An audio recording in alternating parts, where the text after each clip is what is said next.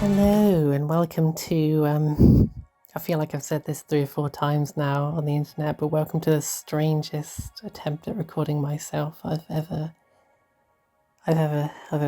encountered. I mean, every time I've done a video about gender stuff, it's always been the weirdest recording I've ever done up to that point. But even that's definitely true again, but it is true on a magnitude beyond any previous weird recording I've had to make.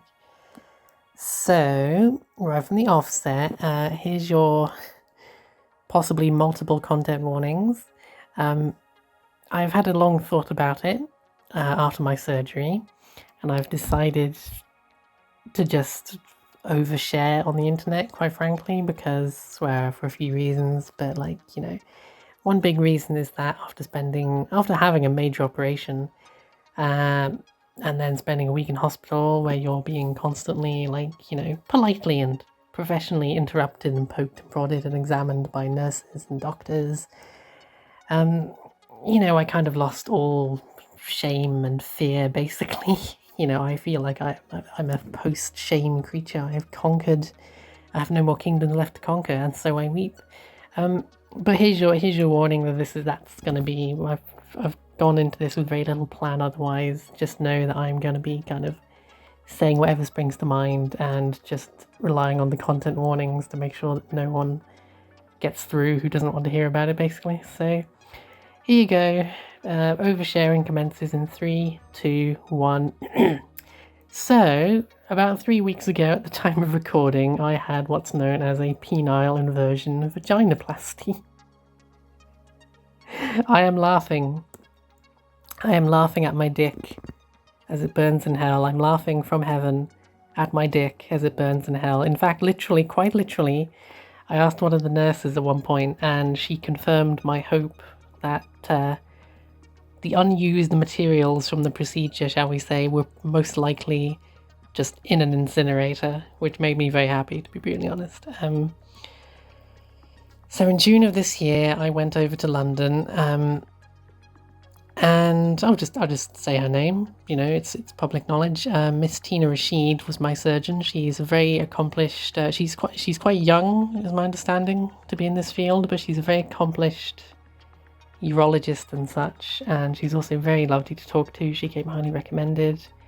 I feel very privileged, not just to have had this operation in general, which is a privilege to have that option, but to have specifically had Miss Rashid, because she is very easy to talk to, very considerate. I have nothing. I should also probably just get the cat out of the bag, an elephant in the room, and say the operation went very well. I am in long recovery now. I'm officially signed off work for 10 weeks. But that's kind of almost like the beginning period. I happen to be in a job where I can get significantly more sick leave as long as the GP agrees to it. So I'm very privileged in that regard too. It's emotionally indescribable. I came out 8 years ago, had my own gender discovery 8 years ago, came out to various people over time. And the last 6 months or so leading up to the operation really has just been like the most stressful self-doubt time. And then there's so much to talk about, and I really don't think I'll have time this evening, and this may genuinely require like a sequel video. But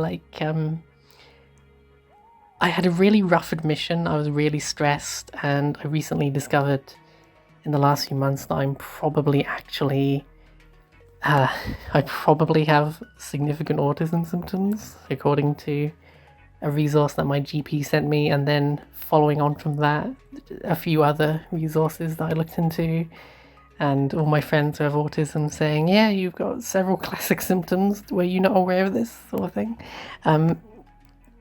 So my admission was stressful inherently because, I was admitted to hospital before a life-changing operation. But also, the nature of the thing was just very overwhelming to my senses, and my strict routines were completely destroyed by being admitted to hospital for a week and everything, and it was very stressful. But then luckily, the actual day of the surgery, genuinely, I struggle to imagine how the actual surgery day could have gone better.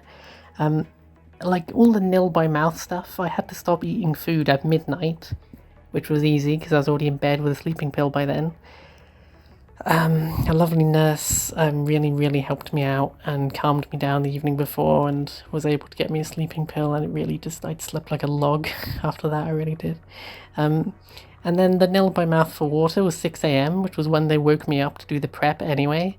And, as an example of how much information you're going to get in this, there was an enema involved, which was very fun. To be honest, it didn't hurt or anything. I was just intimidated by it because I knew it was going to be embarrassing, but so is having your groin operated on in general, to be honest. So they woke me up, they did the enema, they did a couple of things, had a shower. There was a funny moment where, again, might be another autism thing here, but I a couple of times in hospital I took instructions very literally. So when she said, okay, do your business on the toilet, make sure you're done, and then here's your gown and stuff when you're ready, and I literally followed those instructions and just immediately got dressed. And then as soon as I did that, I realized, oh no, what she probably meant was have a shower first and then get dressed. So I had to get another gown and stuff, unfortunately. Anyway, but then my surgeon came round, and Miss Rashid came round, and she reassured me that, and I'm so embarrassed about this, but I said, to be clear, I'm just talking about pissing here. I'm not talking about doing anything else with the area prior to surgery here, on the day of surgery especially, but, in the last week, frankly.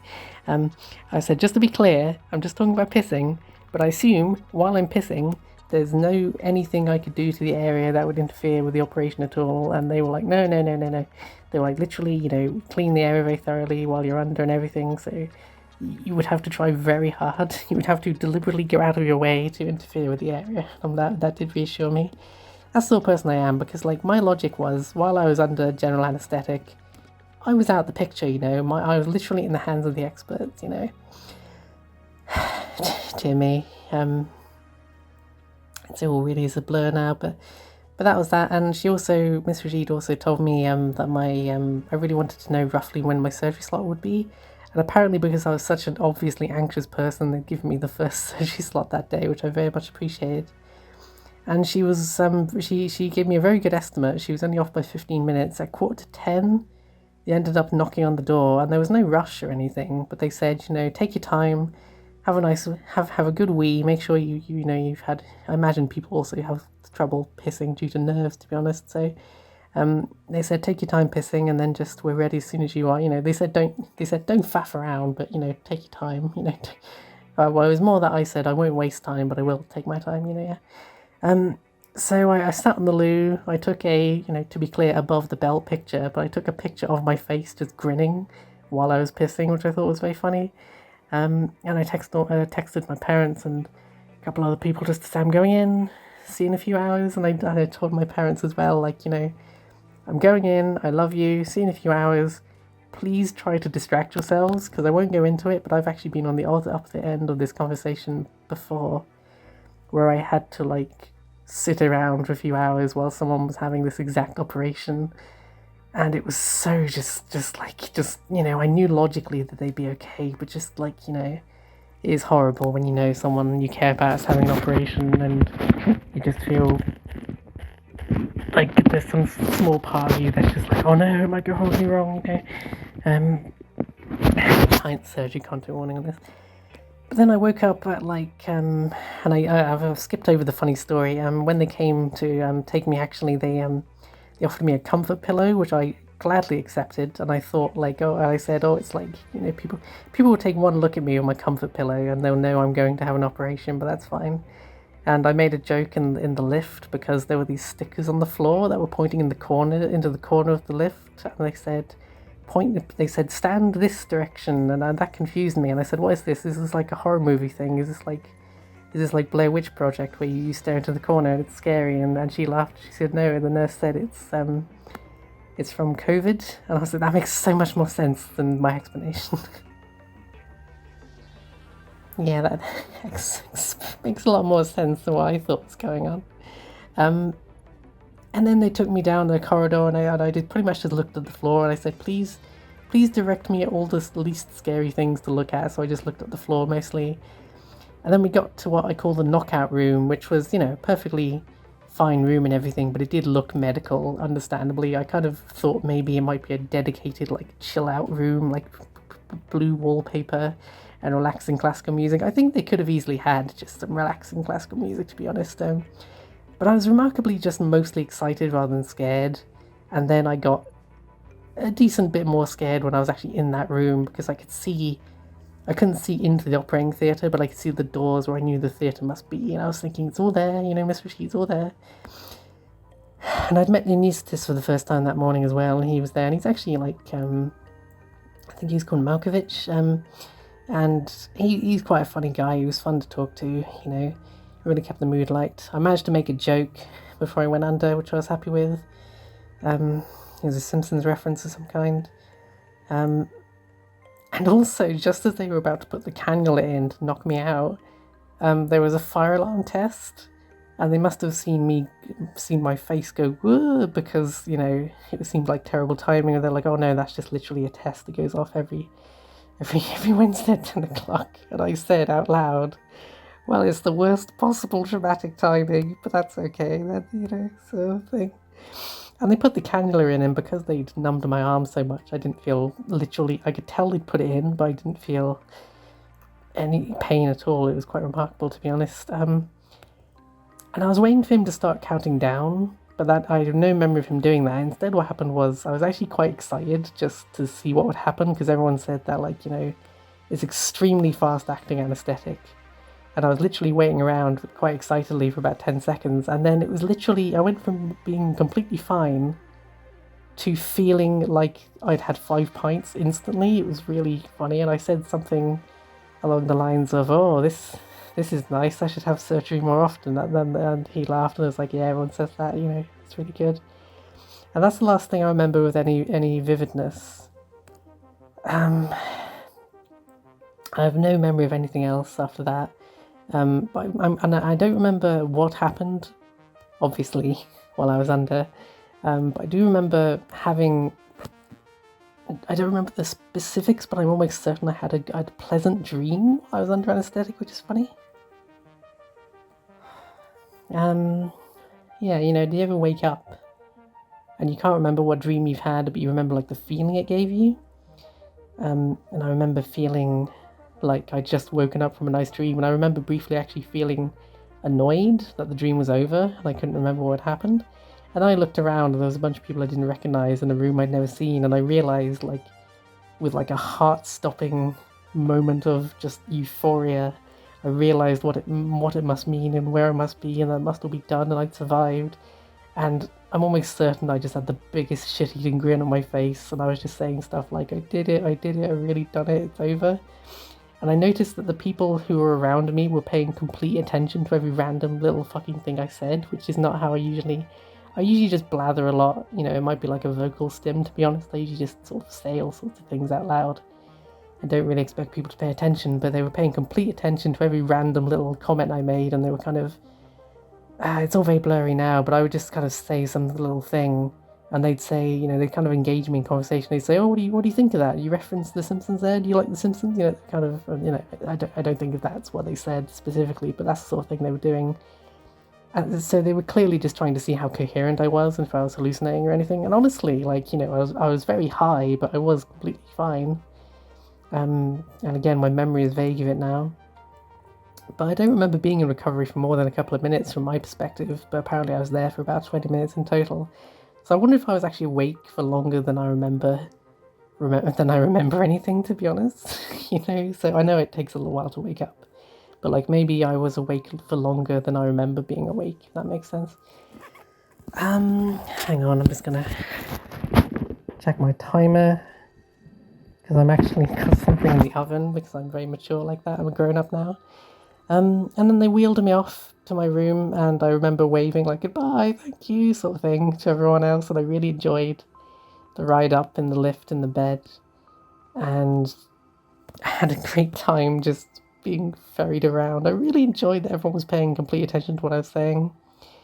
And then they took me back to my room, and I asked them to get my phone out the locker, and I said, Well, I feel fine. I feel great. Is there any reason why I can't like phone my parents and my flatmate to come visit me from the hotel down the road? And they were like, "Yeah, if you want them to visit, you're allowed to do that. You don't have, definitely ring them and definitely tell them you're okay. But it's up to you whether they visit or not. They were like, definitely tell them that you're alive and well. Yeah, definitely do that. But after that, it's up to you." So they came round, and Miss Rashid, unexpectedly, she must have literally finished the operation, like washed up, and then come immediately to see how I was doing, I guess, before going to lunch, which I was actually quite, flattered by. I don't know why I was surprised, but she came in, and she was the one who told me that the operation was a complete success, like there was no complications or problems of any kind, and everything went fine. She didn't really go into any more detail than that, but I was, like, ridiculously thankful. And I said, all my parents are literally like, they might be in the lift by now, and I think they'd want to thank you if you don't mind hanging around for 2 minutes. And he was like, yeah, I can. This is the sort of person she is. She was like, yeah, I can hang around for 2 minutes and, meet your parents. I said, they probably want to shake your hand. And I'm genuinely not sure if my parents had ever met her before. I can't remember now. So that's kind of a funny way to meet her for the first time, meet my surgeon. Apparently, she was really nice and to them as well, and, told them that I was fine, and they came in. And they were surprised I didn't want to, like, sleep or anything, but I just wouldn't shut up for 3 hours, and just, I was so full of energy, and I was also, like, completely starving, and I had a catheter in, so I was just drinking all this Pepsi and water and stuff, and I was loving it, because I was bedbound for the first day as well. Someone had to empty my catheter for me, which was embarrassing, but it was also, like, I really like just drinking liquids all the time, but then I don't like having to piss all the time. So for me specifically, being bedbound and having a catheter was actually great because it was just zero effort on my part. Yeah.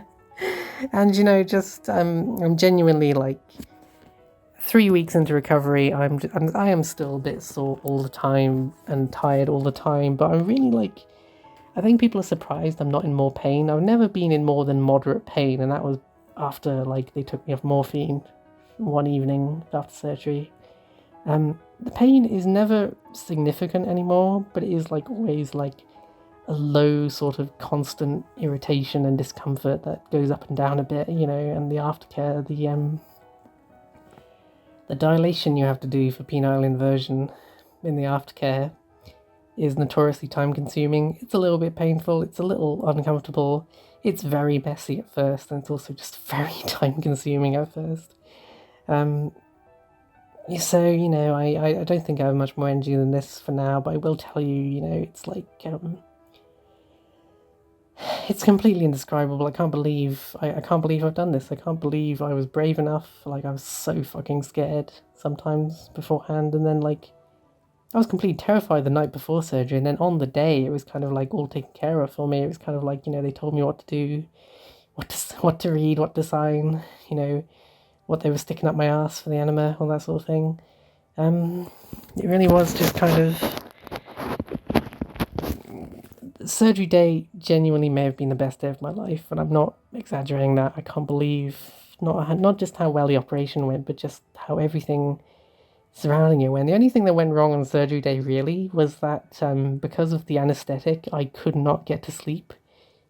After I woke up around 1 o'clock after surgery, I then could not get back to sleep for about 36 hours straight.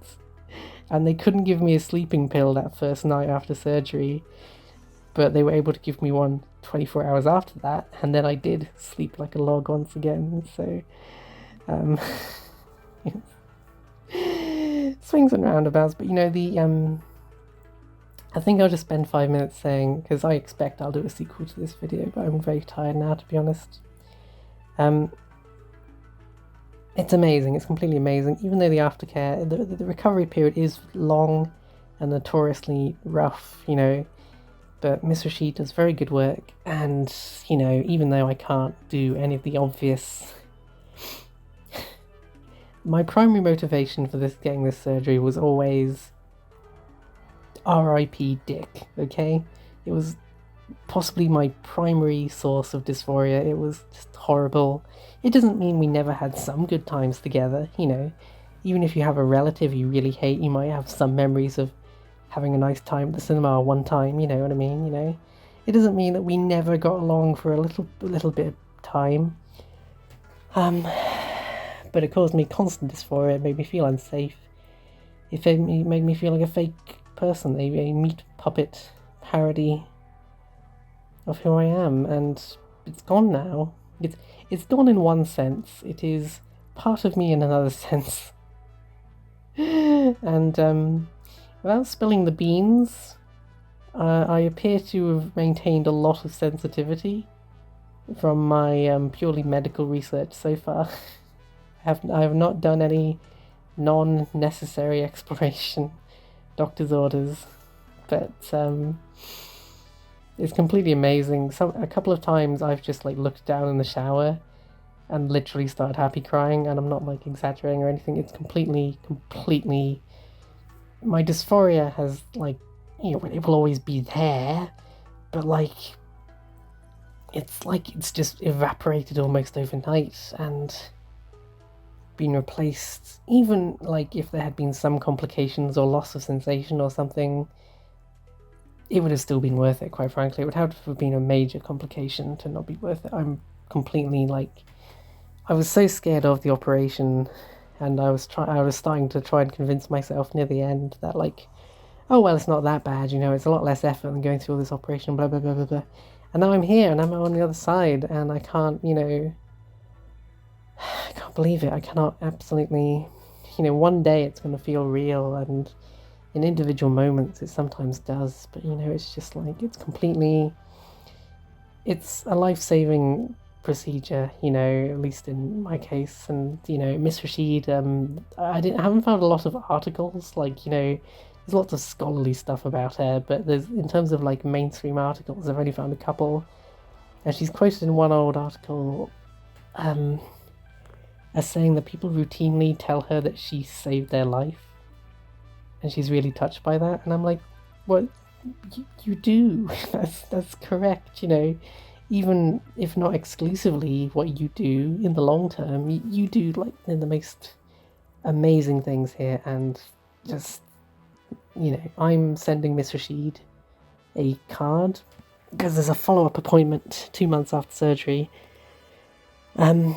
which, unless something goes wrong, is pretty much a like, well, good luck with the rest of your life sort of appointment. And I feel really weird, to be honest, to never see Miss Rashid again, presumably, because our relationship is purely professional.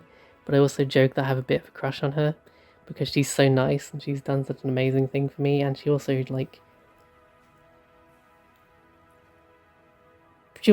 just genuinely seems to care. And it would be a strange business to be in and be an unfeeling monster, I suppose. But as someone who's done hundreds or possibly even thousands of these operations, I still didn't feel like she was treating me like just another number, another person.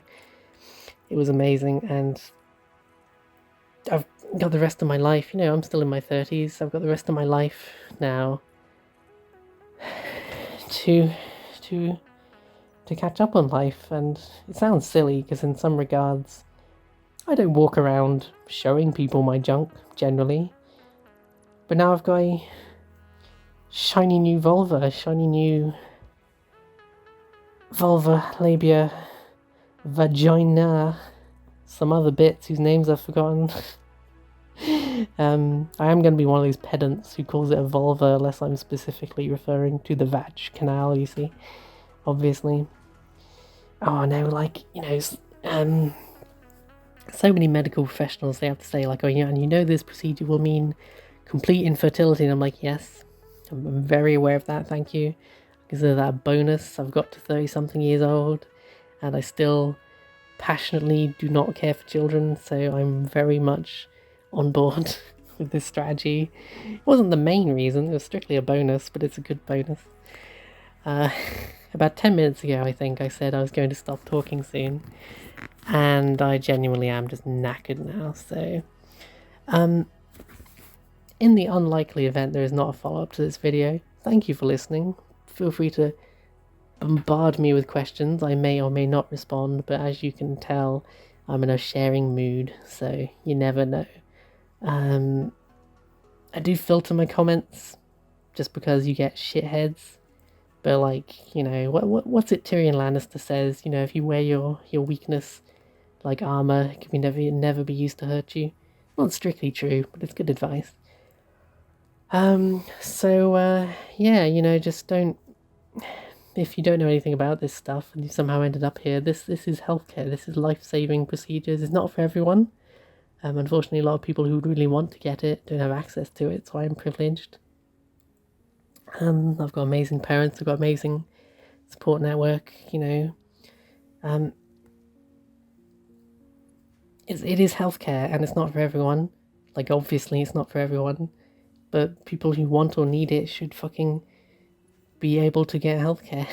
So, um, there's no fucking rushing into these things. Like, the waiting list is extremely long for this procedure. So yeah, you know, trans rights and all that shit. Um, you know, oh, also I have to mention I was very happy to have my operation during Pride Month. I'm now gearing up for Wrath Month, so that'll be fun. And if anyone ever confronts me in a bathroom, which has happened 1.5 times, I will now accurately be able to say, I'm changing my fucking pad. What do you want from me? Jesus Christ, I've gone through so many pads already. Long term, I'm not going to need them, like obviously, but short term, yes. No womb, no ovaries. I'm completely on board with this, quite frankly. I know a lot of people who were born with wombs and ovaries who would love to be rid of them. So I'm very much on board with this arrangement. Do not worry. Neo vaginas, I gotta tell you, long term, you need a lot. You need a lot of lube. You need a lot of aftercare in the short term, but long term, neo vaginas, they're the real deal, baby. I sound drunk now. I'm drunk on euphoria. I'm gonna go like happy cry in the shower again. I think that sounds like a good plan. To all the non-binaries and binaries out there, toodaloo, bitches. Suck on my dick, which is 10 times funnier to say now. Haha.